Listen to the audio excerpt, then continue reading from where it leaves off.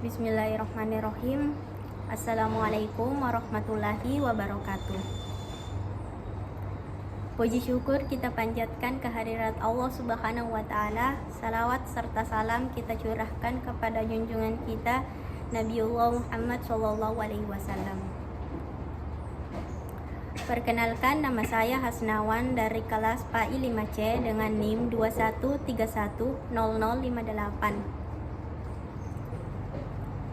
Tugas ini saya buat untuk menyelesaikan tugas mata kuliah Sosiologi Pendidikan Agama Islam oleh Guru Ta Ibu Besar Mutmainnah SPD MPD. Pada kesempatan ini saya akan menyampaikan dua materi. Yang pertama yaitu mengenai konsep dasar moral, dan yang kedua yaitu pembentukan karakter moral pada anak. Yang pertama yang harus kita ketahui yaitu mengenai konsep dasar moral.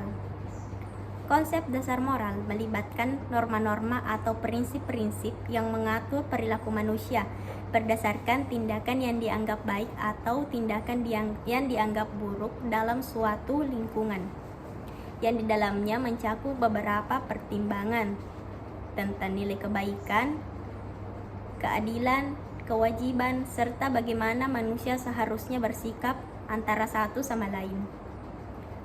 Konsep dasar moral mencakup pemahaman mengenai perbedaan antara tindakan yang dianggap benar dan tindakan yang dianggap salah berdasarkan norma-norma etika yang benar dalam suatu lingkungan, yang dianggap baik dan dianggap buruk. Konsep dasar moral melibatkan pandangan tentang apa yang dianggap benar dan yang salah dalam perilaku manusia. Ini terkait dengan nilai-nilai, prinsip-prinsip, dan norma-norma yang membimbing keputusan dan tindakan kita, yang di dalamnya berisi aspek keadilan, kewajiban, dan kebaikan. Konsep dasar moral meliputi norma-norma, nilai-nilai, prinsip yang membentuk dasar untuk menilai perilaku manusia. Ini mencakup pertimbangan tentang kebenaran atau kekeliruan, keadilan, kebaikan, dan tanggung jawab dalam interaksi sosial. Landasan ini bisa bervariasi antara budaya dan masyarakat. Selanjutnya yang kedua yaitu pembentukan karakter moral pada anak. Pembentukan karakter moral pada anak adalah proses pengembangan nilai-nilai, sikap, norma, dan kepribadian yang akan membentuk kepribadian mereka saat mereka dewasa. Proses ini melibatkan pengaruh lingkungan, keluarga, pendidikan, dan lingkungan sosial. Tujuannya untuk membantu anak memahami konsep moral, mengembangkan rasa empati, tanggung jawab, dan kemampuan untuk membuat keputusan yang baik. Selanjutnya, adapun yang berperan penting dalam pembentukan karakter moral pada anak ada 3. Yang pertama yaitu di dalam lingkungan keluarga, yang di dalamnya berisi orang tua. Orang tua adalah sumber utama atau sumber pertama anak mendapatkan pendidikan. Mereka membantu anak memahami nilai-nilai seperti kejujuran, kebaikan, toleransi, dan keadilan. Yang kedua yaitu lingkungan sekolah, yang di dalamnya berisi guru dan peserta didik. Guru membantu menyampaikan nilai-nilai moral kepada anak melalui kurikulum pendidikan dan pembelajaran di kelas. Mereka memainkan peran dalam mendidik anak tentang prinsip-prinsip etika yang baik. Dan yang ketiga yaitu lingkungan sosial. Konteks lingkungan sosial memainkan peran memberikan pengalaman dan pengetahuan yang akan diserap dalam diri seorang anak. Artinya, melalui konteks sosial, anak berusia dini akan belajar.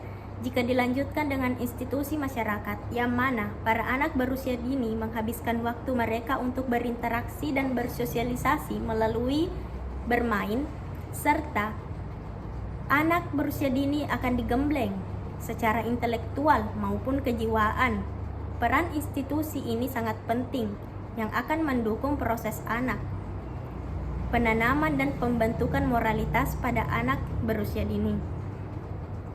Adapun yang dapat kita lakukan dalam pembentukan karakter moral pada anak, di dalamnya berisikan yang pertama, kita bisa memberikan model perilaku.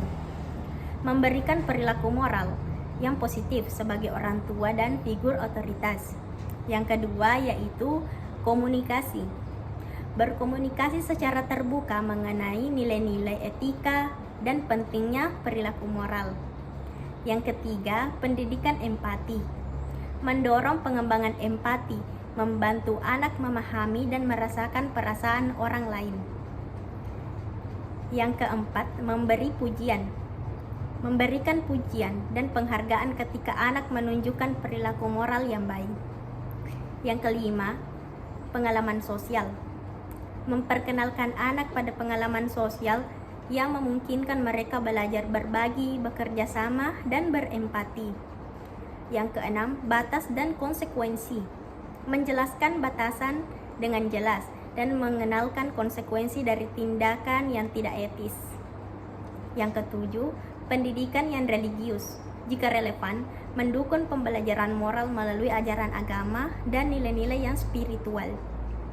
Yang ketujuh yaitu kedelapan, yaitu keterlibatan aktif.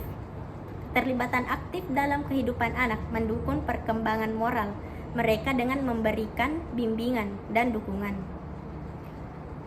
Penting untuk memahami bahwa pembentukan karakter moral proses berkelanjutan yang melibatkan konsistensi dan perhatian diri dari lingkungan sekitar, yang di dalamnya berisi yang tadi yang saya jelaskan, yaitu lingkungan keluarga, lingkungan pendidikan, dan lingkungan sosial. Itulah materi yang saya sampaikan pada kesempatan ini. Mohon maaf atas segala kekurangan. Lebih dan kurangnya mohon dimaafkan. Wallahu muwaffiq ila aqwamit thariq. Wabillahi taufiq was sa'adah. Assalamualaikum warahmatullahi wabarakatuh.